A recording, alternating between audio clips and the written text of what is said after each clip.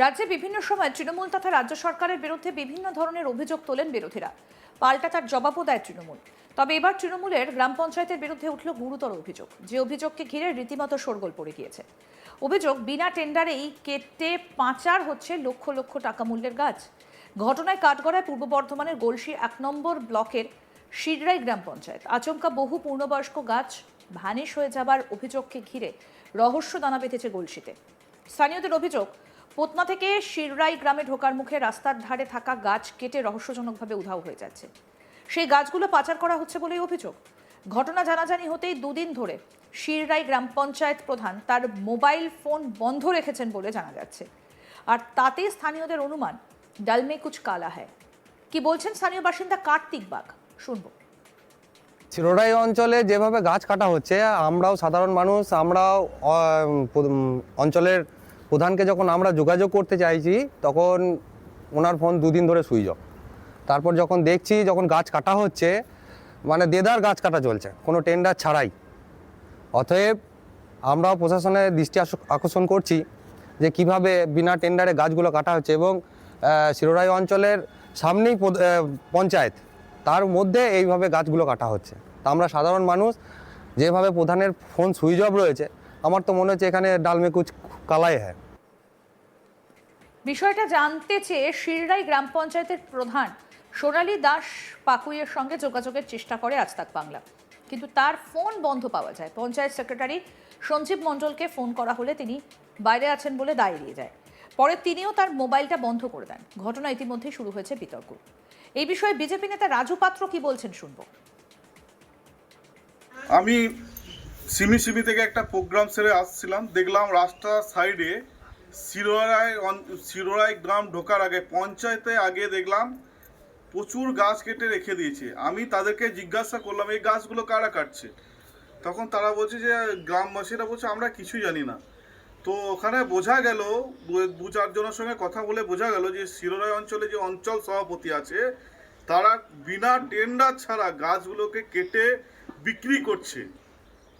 বিনা tender ছাড়া, কোনো টেন্ডারই হয় না এই গাছে। এটা হচ্ছে তৃণমূলের কালচারের চোর দল। তো এরা গাছ কেউ ছাড়ছে না। আমরা যেখানে বিজেপি সরকার গাছ লাগায়, এখানে এরা গাছ চুরি করে বিক্রি করে। এর সঙ্গে তৃণমূলের যে অঞ্চল সভাপতি আছে আশিস রায় এবং যে ব্লক সভাপতি আছে, মানে এখানকার এই টাকা, এই গাছ চুরি টাকা পঞ্চায়েত থেকে একদম নবান্ন পর্যন্ত যায়, মানে দিদি কালীঘাট পর্যন্ত পৌঁছায়। এর জন্য আমরা ডিএম এবং বিডিওকে আমরা ডেপুটেশন দেব। দরকার পড়লে আমরা বিড হাউসেও যাব ডেপুটেশন দিতে, যে গাছ এইভাবে কাটা হচ্ছে। আমরা যেখানে গাছ লাগাই ওরা সেখানে গাছ কাটাচ্ছে। কংগ্রেস নেতা শেখ নবিরুল কি বলছেন শুনি। আমরা খোঁজ খবর নিয়ে দেখলাম যে কোনো টেন্ডার হয়নি। এই কাজের সঙ্গে যারা যুক্ত তাদের বিরুদ্ধে যাতে ব্যবস্থা নেওয়া হয়, তার জন্য আমরা প্রশাসনের দ্বারস্থ হয়েছি। জানতে পারলাম যে এটা পুরো মানে চুরি করছে কোনো একটা দল, সেই দলের বিরুদ্ধে যাতে ব্যবস্থা নেয় সেই চেষ্টা আমরা করছি। না, রাজনৈতিক কোনো দল যুক্ত আছে এর সঙ্গে। কোনো পারমিশন নেই, কোনো টেন্ডার নেই, বিনা পারমিশনে গাছগুলো কাটা চলছে। এই বিষয়ে তৃণমূলের তরফে জানানো হয়েছে বিষয়টা নিয়ে খোঁজ নেওয়া হবে। অনিয়ম কিছু হয়ে থাকলে অবশ্যই প্রশাসন ব্যবস্থা নেবে। তৃণমূল নেতা বাকবুল ইসলাম কি বলছেন শুনবো। বিষয়টা যদি এরকম হয়ে থাকে ঠিক হয়নি, এটাকে আমরা বরদাস্ত করি না।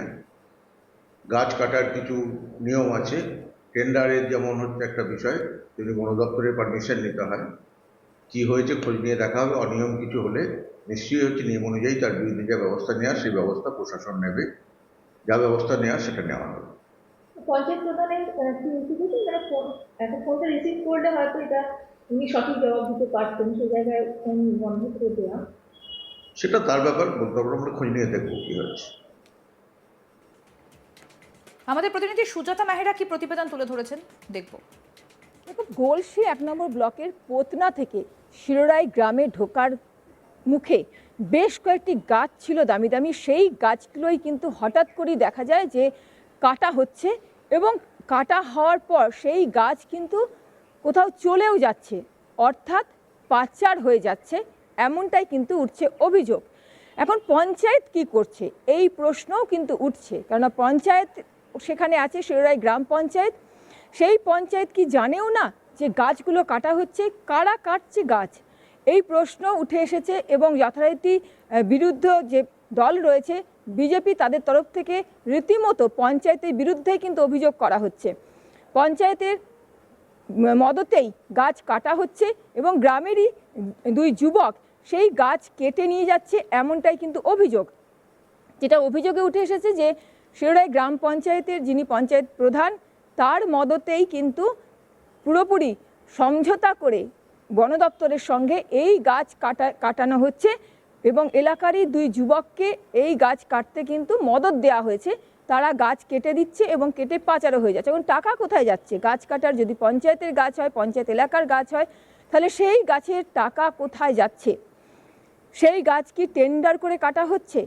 যদি টেন্ডার করে না কাটা হয় তাহলে তো সেগুলো বেআইনি, এমনটাই কিন্তু উঠে আসছে অভিযোগ। পঞ্চায়েত প্রধানকে এই বিষয়ে, শিরোড়ায় গ্রাম পঞ্চায়েত যিনি প্রধান রয়েছেন, তাকে এই বিষয়ে জানতে চাওয়ার জন্য যোগাযোগ করার চেষ্টা করা হলে কিন্তু যোগাযোগ করা হয়ে ওঠেনি। তাকে ফোন করা হলে তিনি ফোন রিসিভ করেননি, পরবর্তী সময় কিন্তু তিনি ফোনের সুইচ অফ করে দেন।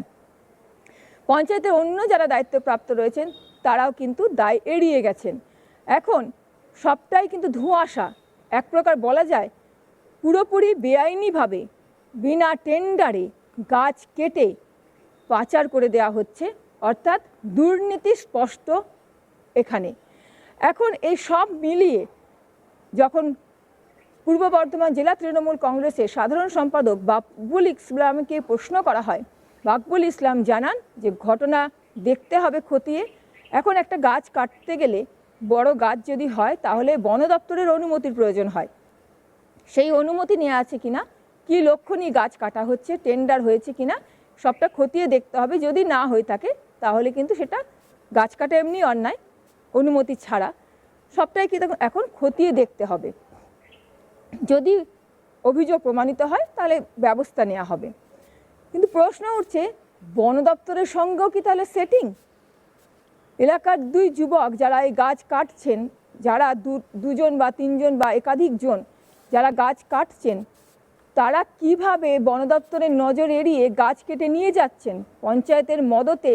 তাহলে টেবিলের তলার কি সেটিং হয়ে গেছে? এমনটাও কিন্তু উঠছে প্রশ্ন। কারা গাছ কাটছে এবং কেন গাছ কাটা হচ্ছে, এই সব কিছু নিয়েই কিন্তু ইতিমধ্যে প্রশ্ন উঠতে শুরু করেছে। গ্রামবাসীরা প্রশ্ন করছেন যে গাছের পর গাছ পাচার করে লক্ষ লক্ষ টাকা নাকি পকেটে ঢোকাচ্ছে তৃণমূল নেতারা। এই প্রশ্ন উঠছে। বিভিন্ন সময়ে তৃণমূল তথা রাজ্য সরকারের বিরুদ্ধে বিভিন্ন ধরনের অভিযোগ তুলছেন বিরোধীরা, পাল্টা তার জবাবও দিচ্ছে তৃণমূল। আর এবারও তৃণমূলের গ্রাম পঞ্চায়েতের বিরুদ্ধে উঠেছে এই রকমই একটা গুরুতর অভিযোগ। আরও আপডেট পেতে দেখতে থাকুন আজ তাক বাংলা। সাবস্ক্রাইব করুন, নোটিফিকেশন পেতে বেল বাটন অপশন প্রেস করুন।